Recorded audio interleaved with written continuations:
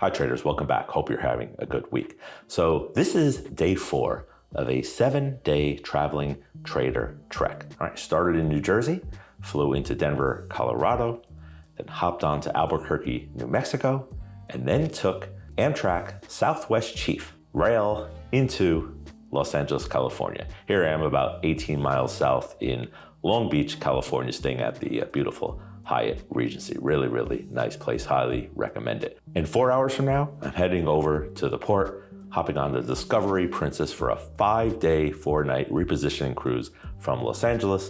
It takes me all the way to beautiful Vancouver, British Columbia.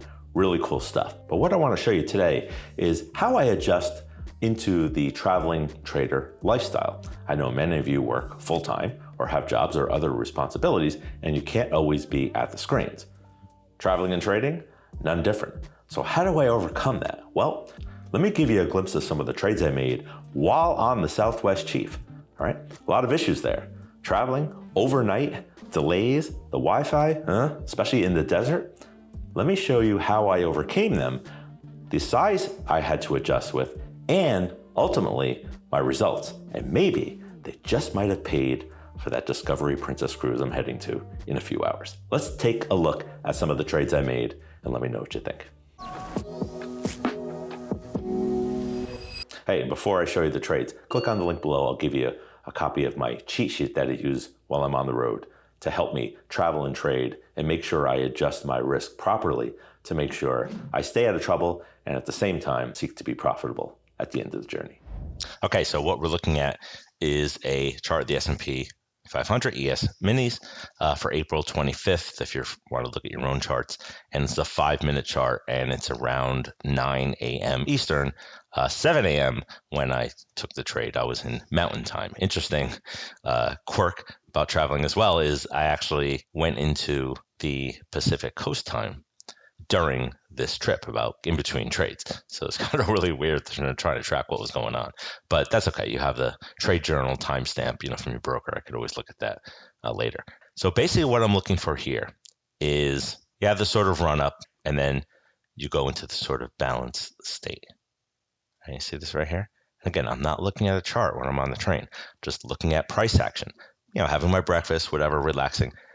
Every once in a while, glancing at my live trading app, which is giving me, tick by tick movements. You're starting to see this movement. So you get in this sort of mental in your head of the price range. And you sort of see this form this box. And it takes practice, it takes to build muscle, right? Again, not using charts, but of course I'm showing charts here. And I'm looking for an extreme and failure. Anything over here, potential extreme outside the box or even close, and then a potential snapback. I want to take advantage of that. Stop, below the low. Or if I was going short, stop above here somewhere, all right? Having default orders in your phone app is really, really important. So I'll use OCOs, put a 20-point stop higher, 20-point stop lower. Those are usually 12-point stops higher and lower, but the market volatility, I had to widen those. And again, I'll adjust as soon as I enter. So I'm looking at this action here, right? And I'm looking like things like this, where kind of a probe or even bounce and then failure. And I want to take that. This failure term is a very important nuance that I have in my scalping, where I really don't need to see charts. I just want to see price action fail and know that if it didn't fail after I got in, I have a way to get out. All right. So here's a great opportunity, which I didn't take. So I'm looking at this, reviewing some of these charts, like, I'm surprised I didn't take that. Of course, maybe I took a nap or something. I was on the train, so who knows? All right. So here we go, about 20 minutes later, and we see this move here like this. All right. Probe back into the range. All right, so I'm looking to go long, but it kind of raced too far for me. All right, so I didn't want to get in. But this is a 5-minute bar, so it's too much. Touch this and started to retrace. So I got into my short right here, and I believe I got it out right here around 5:07, 5:02. I'll show you the actual broker timestamp on my phone in a second. So something like that. I'm just looking to capture nuggets. All right, we have an inside day and we have a balanced range. So I'm looking for that to continue. It is getting a little bit long in the tooth, right? So I really like to play these sort of over here. Once you start getting this range, balance leads to imbalance. So I don't want to get too hungry, for these type of scalps, because eventually you'll get burned as what happens over here, right? Again, you could just take the stop. I took this thing, 1 wick. Let's actually look at see if I have the actual print from my phone app. Okay, here we go. So we were short. I short one contract, again, keeping it super small, almost like an engagement tool, right? And around 7:01:19, shorting one contract at 5:07:50, and about 2 minutes and 20 seconds later, right, 5:02:25. So it's about 5 points, five and a quarter, something like that. All right, so let me go back to the chart. Right, so 5:07, 5:02, right about here, okay? And it was all within this 5-minute bar. We're just taking advantage of sort of extremes. This is probably the better play right here, right? My actually alert got triggered here because it went back into balance, right? So this is something I probably could have taken, but maybe it just price got too far ahead of me and I just passed on it. You have to be very, very, very picky, right, when you do these types of scalps. I mean, there's so many opportunities, but you have to be really be selective in doing that. And quite honestly, this was probably the better trade. All right. So that was kind of trade one. So let's go back for another about 3 hours or so. All right. This is around 10 a.m. now. I'm in California, getting close to Barstow, California, if I'm not mistaken. All right. Outside of this range, back into balance. You could actually argue along here. All right. Although this started to get stale because of all this movement over here. Markets are open here, by the way. So this is like the opening hour, right? You can see the much more volatility. Price settles down. What happens here, right? More balance, right? Keeping arguments over here now. So I have a nice balanced market. So I love to do. Play those ranges. This is a pretty nice long, but at the same time, remember, you don't know this is happening here. So it's the early stages of balance. You're not sure if this is balance yet, but I'm kind of leaning long because of this move. All right, this is just digesting. Right, so I want to kind of lean long. This is a perfect example. Snap back into balance. Again, another trade I probably missed. I'm not sure what I was doing. I'm not sitting there watching tick by tick, but I'm just every once in a while just checking to see. So in this case, pull back, right? I'm aware of VWAP, the number, right? But this right here, this failure to here, this is very interesting. So now I'm thinking about going long. Now I was long here, 55.14, and I got out. Actually, I got in here at 55.14. So popped, came back, was settling down, right? And then took it 54.17. Again, trade amount. Again, we broke VWAP. So I kind of felt like, okay, I'm leading against the longs. All right, we have a breakout. We have a bounce unbalance. So I was looking to maybe test this balance area. All right, that's all I'm looking to do. Not looking for home runs. Obviously, a hell of a home run. So, it would have been great to hold, but, hindsight's 2020. Just looking to take crumbs off the ground here. And let's look at the actual timestamp. This actually, I'm looking back at this now. I'm going to put in my journal that this was a little late to the party. All right, probably should have got in right around here, but that's okay. I'll take this and get out here. Not a problem. Let's look at the actual timestamp.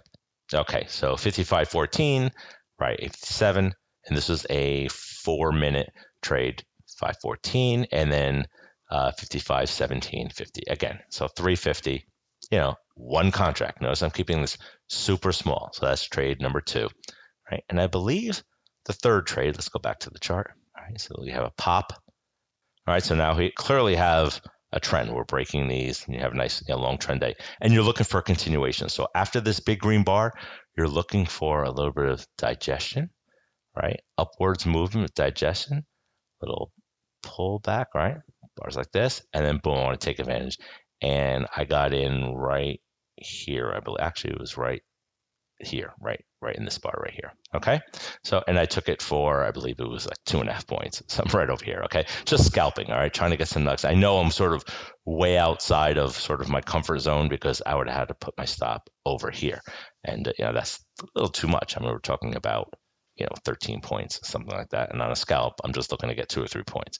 All right. So that was trade number 3. So let's do a little wrap up in accounting. We had here the first trade, that was the short, right? That was 5.75.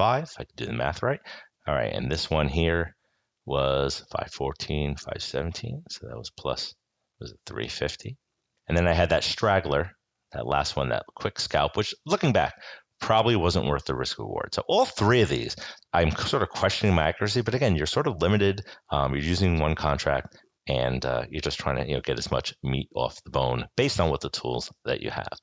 And this one, I believe, didn't hit my target, so I started bailing when it started to reverse a few a point or something like that. So total comes to $10.50. All right.